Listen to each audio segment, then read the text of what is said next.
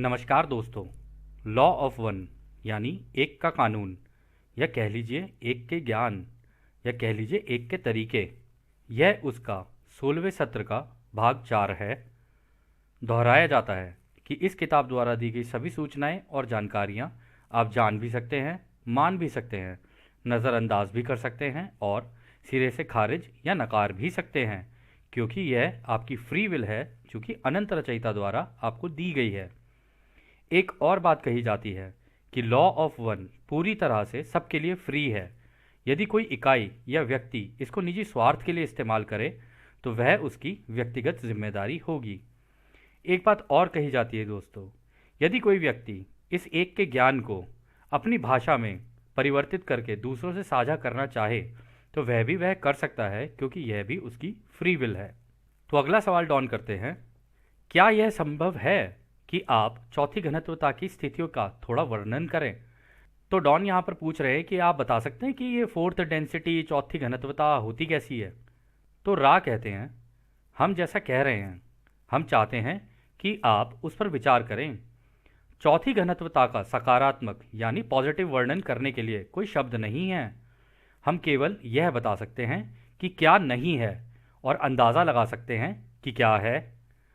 चौथी घनत्वता के परे हमारी क्षमता और सीमित हो जाती है जब तक कि हम बिना शब्दों के नहीं हो जाते हैं, यानी कि हमें बातचीत करने के लिए शब्दों की मदद लेने या बोलने की ज़रूरत ही ना रहे। तो दोस्तों यहाँ पे रा कह रहे हैं कि वहाँ पे टेलीपैथी एक्टिवेट हो जाती है, मतलब कोई भी मुंह से बात नहीं करता है, दिमाग से दिमाग में ही बात हो जाती है। तो बीच में कोई भी भेद नहीं रह सकता, जो है आँख के सामने है, जैसा है सामने वाले के दिमाग के अंदर है। तो आगे रा कहते हैं, चौथी घनत्वता तब तक नहीं है जब तक कि बोलने के लिए शब्दों की ज़रूरत पड़े, यानी कि तभी चौथी घनत्वता में हम पूरी तरह हो जाएंगे जब हमें बात करने के लिए बोलने की ज़रूरत ना हो, या फिर हम चुने कि हमें बात करनी है। हमारा शरीर भारी या रासायनिक नहीं रहता है।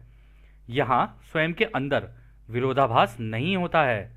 उनके लोगों के बीच में कोई विरोधाभास नहीं होता है। वहाँ कोई ऐसी संभावना नहीं है जो किसी भी तरह का भेदभाव पैदा करे। तो दोस्तों पहली चीज़ उन्होंने बोला टेलीपैथी होगी, मतलब दिमाग से दिमाग में बात होगी। दूसरी चीज़ उन्होंने कही है कि शरीर भारी, यानी अभी अभी जैसे हमारे शरीर है ना, जितने हार्ड शरीर है हमारे, मतलब हार्ड कह लो या जैसे भी कह लो, रसायन के मतलब केमिकल के शरीर हैं ये इस वक्त, ये वाले नहीं रहेंगे, हल्के मिलेंगे। हो सकता है रोशनी के शरीर मिले, तो या कह लो बिल्कुल ही हल्के हल्के होंगे, पतले दुबले इस टाइप के हो सकते हैं हम लोग, लेकिन इतनी भारी स्किन नहीं होगी हमारी, पतली हो जाएगी स्किन।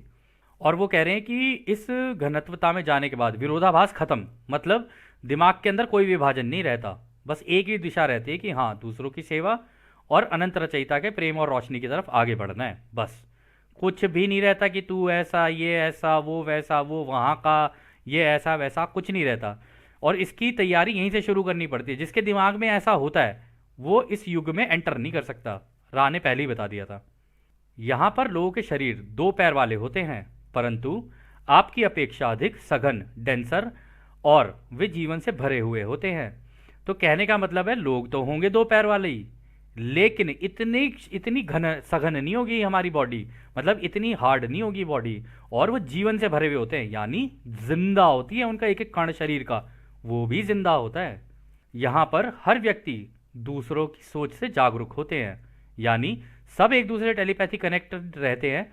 इस वजह से कौन किस ग्रह से उठ के आया है ना, सब एक दूसरे से सीख ही रहे होते हैं, और उन्होंने क्या क्या अनुभव लिए वो सारे अनुभव सबके एक साथ साझा हो जाते हैं। यहाँ पर हर व्यक्ति दूसरों की कंपनता से जागरूक होते हैं। इस घनत्वता में लोगों में दया होती है तथा उन्हें सभी के तीसरी घनत्वता की कठिनाइयाँ, दुख की समझ होती है। तो मतलब वहाँ के लोगों में दया होती है, करुणा होती है दूसरों के लिए, और उन्हें पता होता है कि ये तीसरी घनत्वता कितनी टफ होती है, कितनी मुश्किलों से गुजरना पड़ता है। एक भी व्यक्ति अगर यहाँ पे कुछ ठीक करने निकलेगा ना तो उसे 4 मुश्किलों का सामना करना पड़ता है, लेकिन वहाँ पर ऐसा नहीं है। वहाँ पर क्योंकि सब एक दूसरे के साथ हैं, तो जैसी कोई एक मुश्किल में पड़ेगा वो ऑटोमेटिकली बाहर निकल के आ जाता है, क्योंकि एक की नकारात्मक हल्की सी भी हुई सोच तो बाकी सारे सकारात्मक होते हैं, तो वो उसको खींच के ले जाते हैं अपने साथ। यहाँ पर लोगों का झुकाव ज्ञान या रोशनी की तरफ होने लगता है, जहाँ पर जो सारे व्यक्तिगत मतभेद होते हैं वह हल हो जाते हैं तथा आम सहमति से उनके समूह में अपने आप आपस में तालमेल हो जाता है। तो वही बात रहा कह रहे हैं कि सारे प्रेम और ज्ञान मतलब रोशनी की तरफ चलने लग जाते हैं, क्योंकि उससे अगली घनत्वता है रोशनी की, तो सारे फिर उसका ज्ञान लेने की तरफ आगे बढ़ते हैं। पहले प्रेम को सीखते हैं आपस में, और व्यक्तिगत मतभेद, चाहे कोई भी मतभेद हो, पुराने कुछ कुछ भी रहे हों, जब सारी ही जिंदगियां सामने आ जाएंगी तो सबकी आ जाएंगी एक सामने, ठीक है ना। तो सबको ये भी पता चल जाता है कि ओहो यहाँ विभाजन था, यहाँ विभाजन था, तो बैठ के सारे अपने अपने विभाजनों को अपनी उस जिंदगी के हिस्सों से अलग कर रहे होते हैं और एकता को ढूंढ रहे होते हैं, और सारे एक ही दिशा में चल रहे होते हैं। तो अगला सवाल डॉन करते हैं, क्या आप घनत्वता शब्द के बारे में बता सकते हैं जिसका हम कई बार इस्तेमाल करते हैं, ताकि हमें थोड़ा अंदाजा हो जाए कि आप किस संदर्भ में इसका प्रयोग कर रहे हैं। तो रा कहते हैं, घनत्वता शब्द का मतलब वही है जो आप अपने गणित में करते हैं। इसका सबसे सरल या निकटतम उदाहरण है संगीत। जिस प्रकार संगीत के 7 सुर होते हैं और 8वें सुर से सुर दोबारा चालू हो जाता है, ठीक उसी प्रकार जैसा कि हमने आपसे साझा किया था कि कुल 7 घनत्वता होती हैं और हर घनत्वता में 7 सह घनत्वताएं होती हैं, और सह सह घनत्वता भी 7 सह सह घनत्वता में बट जाती है, और इस प्रकार यह अनंत तक चलती ही रहती हैं।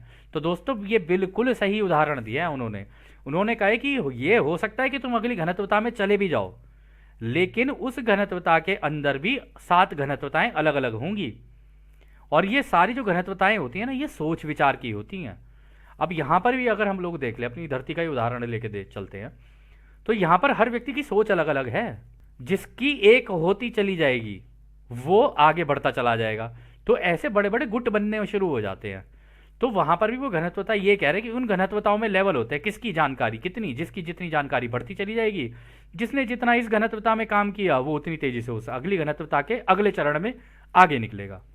कहने का मतलब यह है, उन 7 घनत्वताओं के अंदर भी 7 घनत्वताएं और होती हैं, फिर उनके अंदर भी 7 ऐसी कटती चली जाती हैं। तो घनत्वताएं बढ़ती ही चली जाती हैं, बढ़ती ही चली जाती हैं, लेकिन उसमें से किसको कौन सी घनत्वता मिलेगी, ये इसके लिए सबसे बढ़िया उदाहरण है लॉ ऑफ स्क्वायर्स। कौन कितने कितने लोगों से इस ज्ञान को साझा करता है, या कौन कितने दूसरे लोगों की मदद करता है या उनकी सेवा करता है, उससे उसकी अगली घनत्वता डिसाइड होती है कि अगली घनत्वता में वो किस लेवल पे जाएगा। यदि मान लीजिए, इसका एक उदाहरण ये भी लिया जा सकता है, जैसे कई लोग अब इस एक के ज्ञान को दूसरों से साझा कर रहे हैं, तो जो जो साझा करता जाएगा वो अनंत काउंट होगा, इन्फिनिटी। आपको याद होगा लॉ ऑफ स्क्वायर कैसे चलती है। उसने जिसको दिया, फिर वो आगे यदि किसी को देता है और उसको धीरे धीरे समझ में आते जाता है, तो एक सोशल मेमोरी कॉम्प्लेक्स बनता है, यानी सबकी सोच एक तरीके की होने लग जाती है। तो उसने दूसरे को दिया, दूसरे ने तीसरे को दिया, तीसरे ने चौथे को दिया, ऐसी करके वो लॉ ऑफ स्क्वायर लगती चली जाती है, और उस घनत्वता के अंदर, उस अनंतता के अंदर वो कितना कितना कितना कितना आगे चलता चला जाएगा ना, ये उसके आगे बढ़ने का एक तरीका होता है। और इसीलिए आप लोग देख रहे होंगे काफी लोग इस पूरी दुनिया में इस एक के ज्ञान को दूसरे से साझा कर रहे हैं, क्योंकि वो यही चाहते हैं कि हम भी आगे निकलें, तुम भी आगे निकलो, सारे ही प्रगति करते हुए आगे निकलें। और जब उस घनत्वता में जाके हम सबके दिमाग एक हो जाएं, तो तुम हमसे सीखो, हम तुमसे सीखें, तुम अपनी पुरानी जिंदगियों का सारा हमारे सामने रखो, हम अपनी पुरानी सारी जिंदगियों का तुम्हारे सामने रखेंगे, दूसरे जो ग्रहों से आएंगे वो अपना रखेंगे, हम भी अपना रखेंगे। तो ऐसे ही मिलजुल कर काम होता रहेगा सबका, और सारे ही अगली घनत्वता में प्रेम से आगे निकल जाएंगे। हालांकि थोड़ी उठापटक होगी, लेकिन ठीक है, कोई नहीं, इतना तो है ही। वो खैर जो भी होगी वो राह आगे बताएंगे। तो अगला सवाल डॉन करते हैं। करीबन 1 घंटे के ऊपर यह सत्र हो चुका है और मैं इसे जारी रखना चाहता हूँ, इसलिए मुझे यह पूछना है कि इस वक्त कार्ला की क्या स्थिति है। तो रा कहते हैं कार्ला अभी संतुलित है, यदि आप जारी रखना चाहते हैं तो रख सकते हैं। तो डॉन कहते हैं ठीक है, हम जारी रखते हैं। जिस पर अभी हम बात कर रहे थे, यानी कि घनत्वता। मुझे यह समझ में आया है कि हर घनत्वता की 7 सह घनत्वता होती हैं, यानी एक घनत्वता के अंदर 7 होंगी, फिर उन 7 के अंदर की भी एक एक पकड़ लो, एक एक के अंदर 7 होंगी, इस तरीके से चलती रहती हैं। तथा हर सह घनत्वता भी 7 सह घनत्वता में बढ़ जाती है और बढ़ती ही रहती है। यह बहुत बड़े दर से फैलता है, यानी कि 7 के पावर से बढ़ता है। इसका मतलब यह है कि घनत्वता की किसी भी स्तर पर यदि आप सोच रहे हैं तो भी कुछ ना कुछ हो ही रहा है, और वह सारी चीजें जो आप सोच नहीं रहे हैं वह भी हो रहा है, यानी कि सब कुछ हो रहा है। यह काफी भ्रामक, कंफ्यूजिंग है, तो दोस्तों पता है डॉन को ऐसा क्यों लग रहा है कि भाई कुछ हो भी रहा है और कुछ नहीं भी हो रहा है? वो इसलिए क्योंकि उस घनत्वता में जाने के बाद ना हर व्यक्ति अपनी अपनी चीज़ों को ठीक कर रहा होता है। मतलब मेरे जितने भी विभाजन है उनको ख़त्म करूँ मैं पहले। तो इसमें होता क्या है कि कोई अपनी ज़िंदगी का देख रहा होता है, कोई अपनी ज़िंदगी का देख रहा होता है, कोई अपनी ज़िंदगी का देख रहा होता है, लेकिन टेलीपैथी से कनेक्टेड होते हैं। लेकिन सभी की जगह पे अपने अपने स्तर पे कुछ ना कुछ घट भी रहा होता है और कुछ नहीं भी घट रहा होता है। यानी ये ज़रूरी नहीं है कि हर वक्त हर व्यक्ति इसी काम को करने के लिए बैठा रहे कि भाई मैं अपनी ज़िंदगी के अंदर से विभाजन निकालता हूँ। तब वो हो सकता है कुछ और कर रहा हो, कोई कुछ और कर रहा हो। तो या तो कुछ घट रहा होगा या कुछ नहीं घट रहा होगा, यानी कोई आराम भी कर सकता है। यही बात डॉन को यहाँ पे भ्रामक लगी। तो रा कहते हैं हम समझ सकते हैं, परंतु आपके इस उलझन से भी हमें अनंत अवसर का विचार आया है। आप किसी भी संभावना अनुमान जो कि अस्तित्व में है उस पर विचार कर सकते हैं। मतलब कि आप ना जितनी अनंत संभावना है ना उनके अंदर सोच के देखो कि क्या क्या हो सकता है, कि कुछ घट भी रहा है और कुछ नहीं भी घट रहा है। ऐसे सोच के चलोगे ना तो तुम्हें धीरे धीरे इस उलझन का ज्ञान भी हो जाएगा। तो खैर अगला सवाल डॉन करते हैं। तब क्या होता है जब हम इन संभावनाओं पर विचार करते हैं जो हो सकती हैं, जैसे कि हम दिन में सपने यानी डे ड्रीमिंग करते हैं? क्या यह इस घनत्वता में वास्तविक रियल हो जाती है? मतलब जब हम चौथी घनत्वता में जाती हैं तो क्या हमारे सपने असली हो जाते हैं? तो रा कहते हैं यह दिन में सपने देखने वाले व्यक्ति के प्रकृति पर निर्भर करता है। यह बहुत बड़ा विषय है। साधारण शब्दों में हम सिर्फ यह कह सकते हैं कि दिन में दिखने वाले सपने वह होते हैं जिन्हें हम अपने लिए आकर्षित करते हैं, फिर वह हमारे लिए सच्चाई हो जाते हैं। परंतु यदि हम किसी सामान्य मुद्दों पर विचार मग्न होकर दिन में यह सपने देखें तो फिर इसका प्रभाव पूरे अनंत के संभावना अनुमान पर पड़ता है और यह किसी और की सच्चाई या रियलिटी भी बन सकती है। तो दोस्तों यहाँ पे दो चीज़ें हैं। दिन में हम लोग जो अपने लिए चाह रहे होते हैं, सोच रहे होते हैं ना, जब होता है ना कि कभी कभी जैसे आप गाड़ी चला रहे हो दिमाग कहीं और चला गया, आप कोई भी ऐसा काम कर रहे हो जो कि एक इस तरीके का हो जिसमें आप रिपीट करे चले जा रहे हो, रिपीट करे चले जा रहे हो और दिमाग जा रहा है कहीं और, तो वो अपने आप ही डे ड्रीमिंग में कन्वर्ट हो जाता है। तो एक व्यक्ति हो सकता है उस काम को छोड़ के बस एक सपना ऐसा ही लेता रहे, उस सपने के अंदर ही चला जाए, और अगर उस सपने में चला गया तो उस सच्चाई को अपनी तरफ आकर्षित करता है। जो इच्छाएं होती हैं उन्हें आकर्षित करता है। अब वो दुख की भी हो सकती हैं, वो सुख की भी हो सकती हैं। जैसा जैसा वो सोचता जाएगा वैसा वैसा उसके साथ होता चला जाएगा। कई लोग ये कहते हैं नहीं ऐसा तो नहीं होता मेरे साथ, लेकिन ये इस पर निर्भर है कि वो कितनी तीव्रता से उसके अंदर सोच रहा है। अब दूसरा पॉइंट यहां पर रा ने ये बोला है कि यदि वो सामान्य मुद्दों पर यानी अपनी इस धरती पे घट रही घटनाओं पर विचार विमग्न होकर मतलब इन सब के बारे में सोच रहा है ना, तो ये भी संभावना है कि वो यहां ना हो, किसी और ग्रह पे हो जाए किसी और के साथ, क्योंकि पूरा ब्रह्मांड आपस में कनेक्टेड है, सारी तरंगे हैं। आपके दिमाग से जो विचार निकलेगा ना वो भी तरंगों के रूप में ही निकलेगा और उसकी अपने आप में एक विचार का रूप होगा। अब वो विचार का रूप किसी और ग्रह पे कोई व्यक्ति हो और उस दिशा में सोचने लगे तो वो आपके दिमाग से निकल के उसके दिमाग के अंदर चला जाएगा। तो उसके दिमाग में चला जाएगा, हो सकता है आपको सोल्यूशन मिल गया, उसका मतलब तरीका मिल गया हो, तो हो सकता है वो भी उसी तरीके की कोई चीज़ सोच रहा हो तो यहाँ से निकल के उसके दिमाग के अंदर चला जाएगा वो। तो इस तरीके से ही हमारे दिमागों में जो विचार चल रहे होते हैं ना, वो ऐसा नहीं है क्योंकि हमारे विचार हैं, जो चीज़ हम सोच रहे हैं वो या तो कोई सोच चुका है या कोई सोच रहा है या कोई भविष्य में सोच चुका है। अब आप कहेंगे भविष्य में, हाँ कुछ सभ्यताएं हमसे आगे भी तो हो सकती हैं, जो आगे हमसे हो सकती हैं वो तो भविष्य में पहुंच ही गई ना, तो वो सोच चुकी होंगी, इस वजह से वो विचार हमारे दिमाग के अंदर आ गया। या कोई पीछे सोच चुका था इसलिए आ गया, या कोई अभी सोच रहा है इसलिए आ गया। तो खैर डॉन अगला सवाल करते हैं। इसे थोड़ा ठीक से समझने के लिए मैं एक उदाहरण देता हूँ। यदि मैं दिन में सपने देखूं कि मैं एक जहाज बन रहा हूं, तो क्या किसी और घनत्वता में यह घटना हो सकती है? तो रा कहते हैं यह हो चुका है या हो रहा है या होने वाला है। तो देखा दोस्तों, रा ने भी वही कहा कि आप जो सोच रहे हो ना, या तो ये कहीं हो चुका है या ये इस वक्त कहीं हो रहा है, या तो तुम्हारे साथ ही हो रहा है या किसी और ग्रह पे किसी और के साथ हो रहा है, या इस पूरी संरचना में, उस पूरी रचना में कहीं ना कहीं हो रहा है, या भविष्य में किसी के साथ हो भी सकता है। तो अगला सवाल डॉन करते हैं। तो फिर यदि कोई इकाई या व्यक्ति दिन में सपने देख रहा है और उसकी किसी दूसरे व्यक्ति के साथ झगड़े की प्रबल इच्छा हो, तो क्या यह हो जाएगा? तो रा कहते हैं इस मामले में वह इकाई या व्यक्ति दो लोग यानी खुद की और दूसरे व्यक्ति की कल्पना कर रहा है, तो यह सोच उसके साथ तो जुड़ जाता है। इस सोच का निर्माता क्रिएटर है यानी रचयिता, साथ में इस सोच में दूसरा व्यक्ति भी है तो वह भी जुड़ जाता है। इस प्रकार इस घटना की आपकी तीसरी घनत्वता में होने की संभावना अनुमान भी बढ़ जाती हैं। तो दोस्तों, यदि कोई व्यक्ति गुस्सा और ये सारी चीज़ें, दूसरों से लड़ने की अगर ये सारी चीज़ें रखता है ना अपने अंदर, तो वो चाहे या ना चाहे, क्योंकि उसने उस गुस्से में किसी और को इन्वॉल्व कर लिया है, मतलब किसी और के बारे में सोच रहा है कि मैं इसका ये कर दूंगा, वो कर दूंगा, कुछ भी सोच सकता है नेगेटिव सोच में। तो इसी तीसरी घनत्वता में जिसमें आप जी रहे हो ना, क्योंकि एक नकारात्मक सोच है, तो ये इसके होने के चांसेस इसी तीसरी घनत्वता में बढ़ जाते हैं, यानी उसकी प्रोबेबिलिटी, पॉसिबिलिटी दोनों, संभावना और अनुमान दोनों ही बढ़ जाते हैं। तो अगला सवाल डॉन करते हैं, तो क्या ओरियन समूह भी इसी सिद्धांत का इस्तेमाल करता है ताकि वह ऐसी परिस्थितियां बना सके जो कि उसके उद्देश्य को पूरा करने के लिए ठीक हों? तो रा कहते हैं, इस सवाल का हम विशेष रूप से जवाब देंगे। ओरियन समूह नकारात्मक प्रवृत्ति के लोगों के दिन के सपनों का इस्तेमाल करता है तथा उनके इस विचार रूप थॉट फॉर्म को मजबूत करने के लिए और जानकारी देने लगता है। तो दोस्तों, ये किस तरीके से होता है पता है? ओरियन समूह इस तरीके से देखता है कि अच्छा, इसके दिमाग में इस तरीके की चीजें आ रही है ना, तो अगर ये किसी का बुरा करने की सोच रहा है तो इसका मतलब इसको इसके तरीके चाहिए। उसको पता चल जाता है कि हाँ, अब इसके सोच की कंपनता मेरी सोच की कंपनता से मैच कर गई है।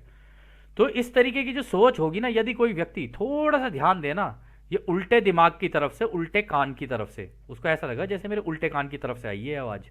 अगर उसके उल्टे कान की तरफ से आ गई तो उसको समझ जाना चाहिए कि ओरियन समूह दे रहा है।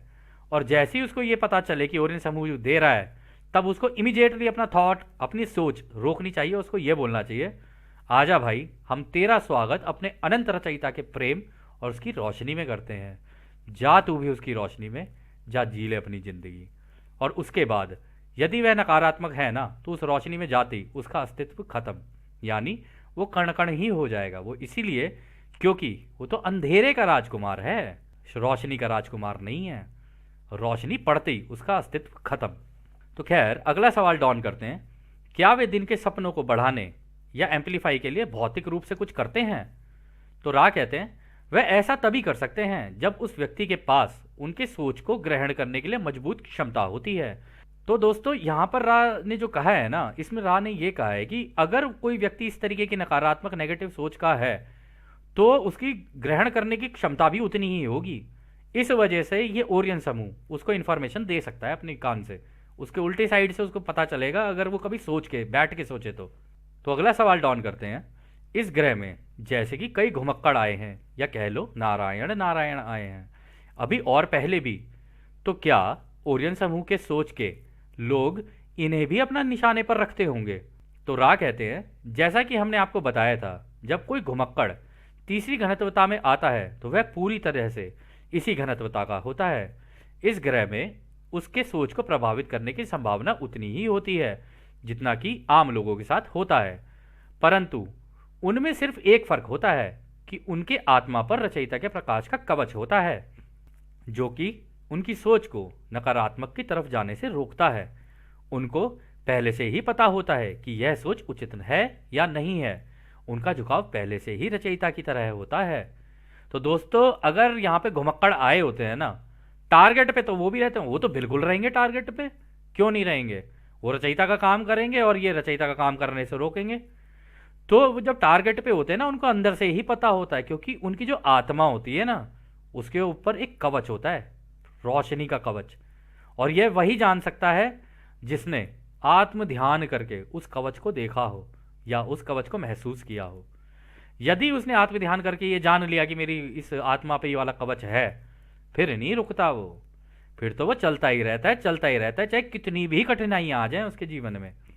और उसका झुकाव पहले से ही रचयिता की तरह होता है। वो नकारात्मक सोचता नहीं है दूसरों के लिए, वो प्रेम रोशनी और दूसरों के लिए भी प्रेम रोशनी और दूसरों के भी आगे बढ़ने के लिए उनकी मदद करने का रास्ता निकालता है, या उनकी मदद करता है कि वह भी आगे निकलें। तो आगे रहा कहते हैं, इस प्रकार उनकी सोच तीसरी घनत्वता की चालाकियां या सकारात्मक नकारात्मक भ्रम की तरफ कम विकृत होता है। इसलिए यह अधिक नकारात्मक व्यक्ति की सोच को नहीं पहचान पाते हैं। तो यहाँ पे राय ये कह रहे हैं कि देखो यहाँ पे इसमें वो कर तो लेते हैं, लेकिन ये सकारात्मक नकारात्मक भ्रम की तरफ कम विकृत होता है, मतलब इतना उनको इसकी इन चालाकियों का पता नहीं चल पाता है। इसीलिए ये जो बहुत ही नकारात्मक सोच के लोग होते हैं ना, ये बेचारे उनके हत्थे चढ़ जाते हैं। और वो इसलिए चढ़ जाते हैं क्योंकि उनकी तरह से की जैसी चालाकियां नहीं होती इनके पास। ये भोले से होते, सीधे से होते, सीधा सीधा ही चलते रहते हैं, इनको कोई मतलब नहीं होता इन सब चीज़ों से। लेकिन फिर भी ये आए तो रचयिता की रोशनी और प्रेम लेकर है ना, इतनी तो दिमाग होता ही है इनके अंदर कि हाँ, ये सामने से करेगा तो क्या क्या कर सकता है, इतनी अकल तो होती है इनके अंदर। तो खैर अगला सवाल डॉन करते हैं। यानी कि जब यह घुमक्कड़ इस ग्रह पर आते हैं तो यह ओरियन समूह के निशाने पर सबसे अधिक रहते हैं। तो रा कहते हैं हाँ यह सही है। तो अगला सवाल डॉन करते हैं। यदि इन घुमक्कड़ को सफलतापूर्वक ओरियन समूह द्वारा भ्रमित कर दिया जाए तो इन घुमक्कड़ का क्या होगा, उनकी कटाई कैसे होगी।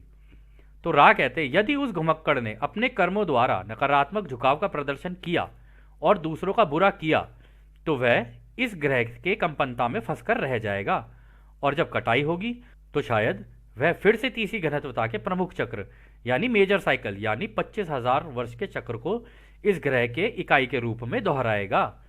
यह इस सत्र का अंतिम सवाल होगा।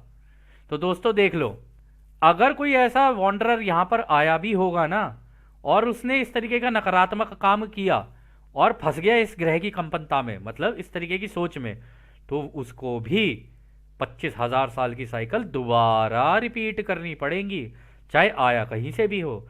और ये ही सबसे बड़ा रिस्क होता है जो कि एक वॉन्डरर अपनी ज़िंदगी में लेके आता है।